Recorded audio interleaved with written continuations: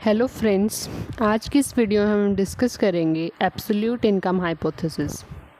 Absolute income hypothesis को हम और भी नाम से जानते हैं, जैसे fundamental psychological law of Keynes और साइक्लिकल कंजम्पशन फंक्शन। इन दो नाम से भी हम एब्सोल्यूट इनकम हाइपोथेसिस को जानते हैं। तो ये हाइपोथेसिस, ये थियोरी जेएम कीन्स द्वारा दी गई थी और ये थियोरी उन्होंने 1929 से लेकर 1944 तक के डाटा का यूज़ करके उन्होंने दी थी।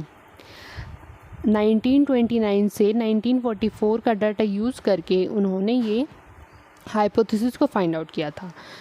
इसमें उन्होंने बताया कि हमारा जो कंजम्पशन है वो इनकम का फंक्शन होता है, और इनकम भी कौन सी, डिस्पोजेबल इनकम, यानी कि टैक्सेस वगैरह को रिमूव करने के बाद जो हमारी इनकम बचती है उसको हम डिस्पोजेबल इनकम बोलते हैं। तो हमारा कंजम्पशन जो होता है वो इनकम का फंक्शन होता है।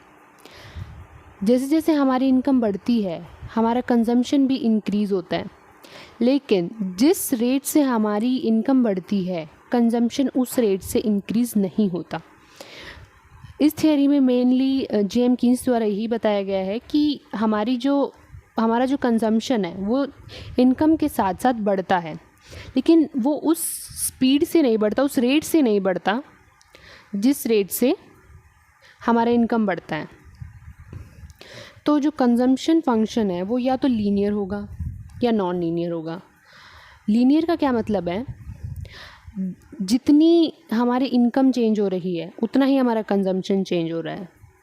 नॉन लीनियर का मतलब क्या है, जितनी जो हमारी चेंज इन इनकम है और जो हमारा चेंज इन कंजम्पशन है वो सेम नहीं है, उसका पैटर्न सेम नहीं है।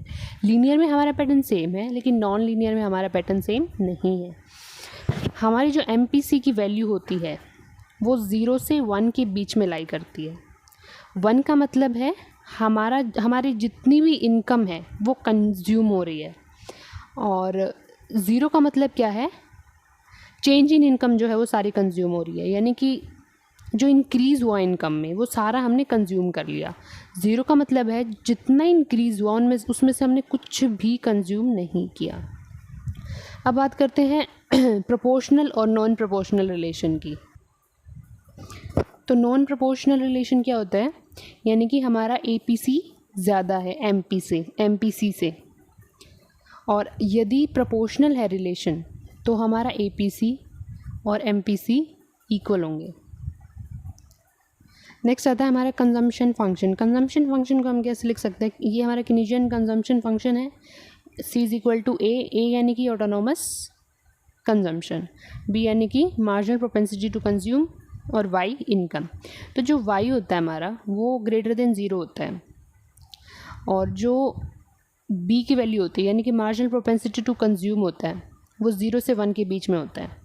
यानी कि चेंज इन इनकम या तो पूरी तरीके से, 1 का मतलब क्या है, पूरी तरीके से कंज्यूम हो गई, 0 का मतलब हमने कुछ भी कंज्यूम नहीं किया, और इसके बीच का क्या मतलब है कि कुछ प्रोपोर्शन हमने कंज्यूम कर लिया और कुछ नहीं किया। शॉर्ट रन में जो है हमारा कंजम्पशन फंक्शन नॉन प्रोपोर्शन होता है, और लॉन्ग रन में लीनियर और प्रोपोर्शन होता है। शॉर्ट रन में हमारा नॉन प्रोपोर्शन होता है। ये क्यों होता है, क्योंकि शॉर्ट रन में जब स्टार्टिंग में हमारी इनकम बढ़ रही होती है तो हम अपनी ऑलमोस्ट इनकम को कंज्यूम कर रहे होते हैं, क्योंकि स्टार्टिंग में जब हमारी इनकम बढ़ी है तो हम ज़्यादा रेट से कंजम्पशन बढ़ाएंगे, तो हमारा जो एवरेज प्रोपेंसिटी टू कंज्यूम है वो ज़्यादा होगा एज़ कम्पेयर टू MPC। लेकिन लॉन्ग रन में क्या होगा, लॉन्ग रन में फिर वो प्रोपोर्शन में आ जाएगा, क्योंकि जैसे जैसे हमने पहले देखा कि जैसे जैसे हमारी इनकम इंक्रीज़ करेगी तो हमारा कंजम्पशन इंक्रीज़ करेगा, लेकिन स्टार्टिंग में ये ज़्यादा रेट से इंक्रीज़ करेगा, लेकिन जैसे जैसे और इनकम बढ़ती जाएगी हमारा कंजम्पशन कम से रेट से हमारा बढ़ता जाएगा।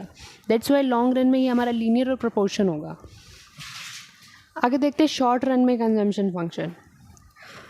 शॉर्ट रन में कंजम्पशन फंक्शन जब हम देखते हैं तो इसमें क्या है, एक फैक्टर फिक्स्ड होता है, कम से कम एक फैक्टर फिक्स्ड होता है, क्योंकि शॉर्ट रन में हम मेजर चेंजेस नहीं कर सकते। हम लॉन्ग रन में कुछ भी चेंज कर सकते हैं, प्लांट को एस्टेब्लिश कर सकते हैं, नया फॉर्म ओपन कर सकते हैं, कुछ भी कर सकते हैं, लेकिन शॉर्ट पीरियड क्या होता है, एक छोटा टाइम होता है जिसमें कोई मेजर चेंजेस नहीं कर सकते। हम कुछ लिमिटेड फैक्टर्स ऑफ प्रोडक्शन का यूज़ करके ही अपने प्रोडक्शन को बढ़ा सकते हैं। तो इसमें कम से कम एक फैक्टर तो फिक्स्ड है शॉर्ट रन में। और कंजम्पशन फंक्शन क्या है, C is equal to A plus B by. ये A क्या होता है, जब ये हमारा कंजम्पशन फंक्शन है, ये क्या है, ये है हमारा ऑटोनोमस कंजम्पशन। यानी कि जब हमारी जो इनकम है वो कुछ भी नहीं हो रही होती तब भी हम कुछ कंज्यूम कर रहे हैं, तो ये ऑटोनोमस कंजम्पशन होता है। तो शॉर्ट रन में ये एग्जिस्ट करती है लेकिन लॉन्ग रन में एग्जिस्ट नहीं करती। तो शॉर्ट रन में नॉन लीनियर होता है और एवरेज प्रोपेंसिटी टू कंज्यूम जो होता है वो ज़्यादा होता है एज़ कम्पेयर टू MPC।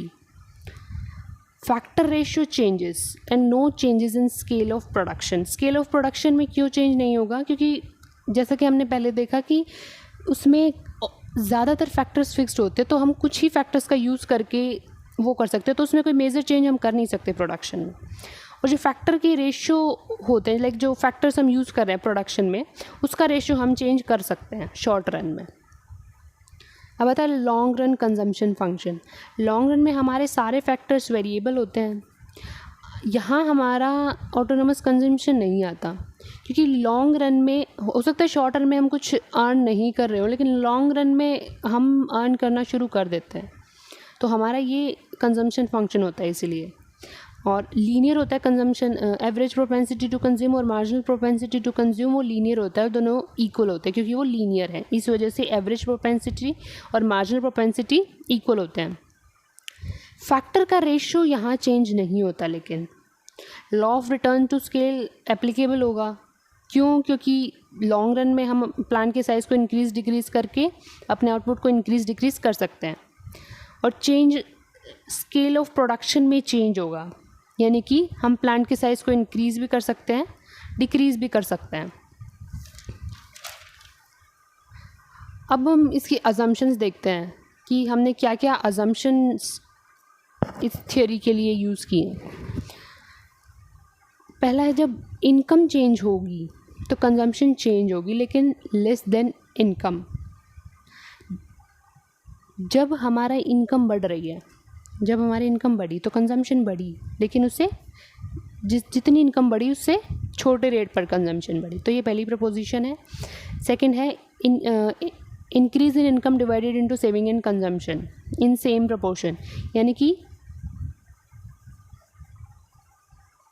जब हमारे इनकम में चेंज हुआ तो कंजम्पशन में और सेविंग में बराबर का चेंज हुआ है। सेविंग और कंजम्पशन और सेविंग में कंजम्पशन में और सेविंग में बराबर का चेंज हुआ है। नेक्स्ट है, increase in income will lead to increase in both in saving and consumption. Household के परस्पेक्टिव से हमारी यही होगी, जो हमारी इनकम हो गया तो हम उसको कंज्यूम कर लेंगे या उसको सेव कर लेंगे। तो increase in income will lead to increase in both in saving and consumption. Same वही है कि जो हमारी अगर इनकम इंक्रीज़ होती है तो सेविंग भी इंक्रीज़ होगी और कंजम्पशन भी इंक्रीज़ होगी। फोर्थ कंजम्पशन है कि लेज़ी फेयर इकोनॉमी में एग्जिस्ट कर रहे हैं, यानी कि free forces of market, demand and supply forces will act in the economy, वो होती है हमारी lazy fair. So that's it, ये थी हमारी एब्सोल्यूट इनकम हाइपोथेसिस।